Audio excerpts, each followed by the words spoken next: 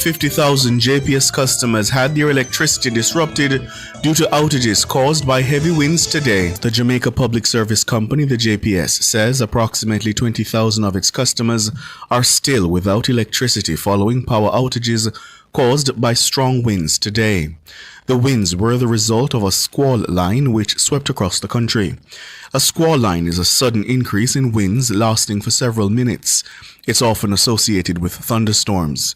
Earlier, JPS had reported that approximately 50,000 of its customers had been affected in several communities across Kingston and St. Andrews, in Catherine, Clarendon, and Manchester. JPS's Senior Vice President of Energy Delivery, Blaine Jarrett, says it's anticipated that electricity will return to most customers by midnight.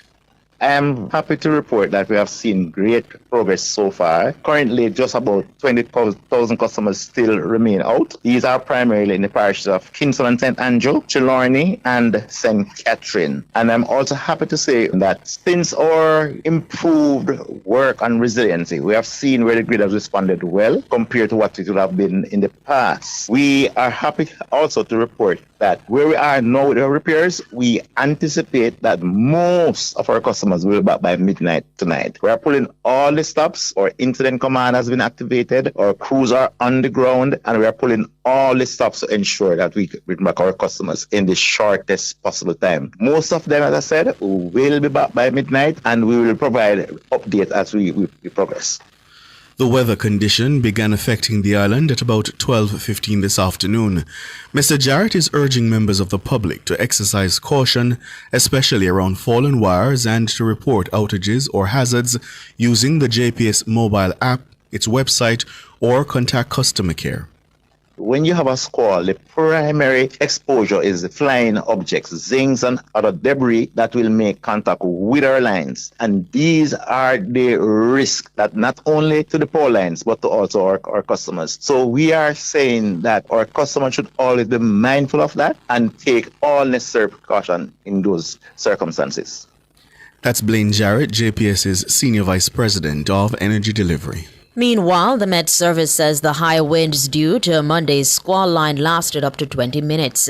Head of the weather branch at the Met office, Rohan Brown, sought to explain what happened.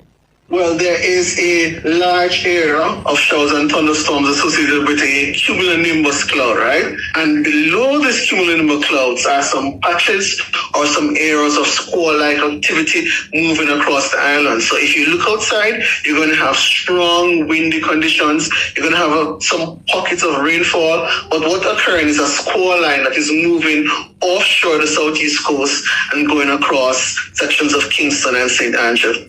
Rohan Brown, head of the weather branch at the Met Service. Members of the public are being encouraged to stay indoors during the weather condition. And operations at Kingston Freeport Terminal Limited came to a halt after heavy winds from the squall toppled several containers at the wharf. The hazardous conditions prompted a temporary suspension of outdoor activities at the location. The heavy winds also lifted a section of the roof at the Norman Gardens Clinic in Kingston. And telecommunications company Digicel says the adverse weather condition resulted in some of its sites in Trelawney, Hanover, St. James, St. Elizabeth, and Westmoreland temporarily going offline. In a post to its social media page a short while ago, the company says it's working with the relevant teams and authorities to prioritize restoration in the affected areas. It says customers in those areas may also experience challenges making calls and using their mobile data. Digicel says it will provide further updates as they become available. To other news now, UWI Professor Anthony Clayton says the recent U.S. Supreme Court ruling dismissing Mexico's lawsuit against American gun manufacturers is more evidence that Jamaica must redouble local efforts to stop the flow of guns into the island. So the recent court ruling in the U.S.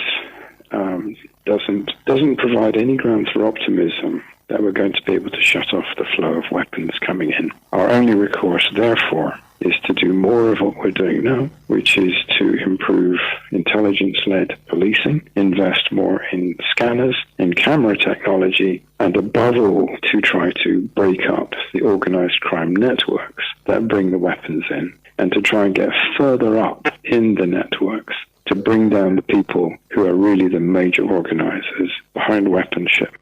In a unanimous decision, the U.S. judges ruled Mexico had not credibly proven that the manufacturers knowingly facilitated the unlawful sale of their firearms. Jamaica had joined the lawsuit, seeking to hold the manufacturers liable for the flow of the weapons into the region. Prime Minister Dr. Andrew Holness says despite the outcome of the case, Jamaica should continue to pursue other avenues to stem the flow of weapons. Professor Clayton says the combination of weak U.S. gun laws and the complications that would arise in international trade makes the situation a difficult one to solve. What we would really prefer to do is to try to shut down the flow of inbound weapons. And that's extremely difficult to do. Only a tiny percentage, 1 at most 3% of shipping containers are searched. And the job of searching all of them would be extremely onerous. And of course, it would be a major barrier to the free movement of goods. So there would be major economic consequences if we wanted to strip and search absolutely every shipping container. Anthony Clayton, Professor of Sustainable Development at the UWI-Mona. Meanwhile, Prime Minister Holness says the recent U.S. Supreme Court ruling dismissing Mexico's lawsuit will not close the door to progress on the fight against arms trafficking in the region. Dana Davy reports. Mexico's legal challenge, unprecedented in its scope, sought to hold American gun manufacturers accountable for the steady and deliberate flow of deadly weapons across its border.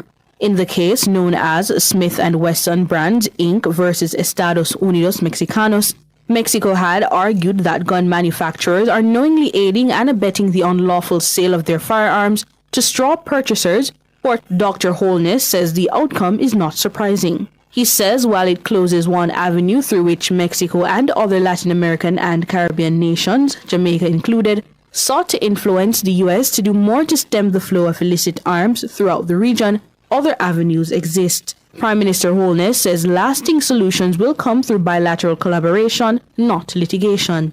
Dr. Holness, whose doctoral thesis focused on the ways U.S. gun laws and regulations impact the illicit gun trade in Jamaica, says the same criminal networks in the Caribbean that engage in the trafficking of humans, narcotics, and other contraband that more directly impact Americans are the very ones responsible for the illicit importation of firearms from the U.S. This, he says, represents a common threat to both Caribbean countries and their northern partners.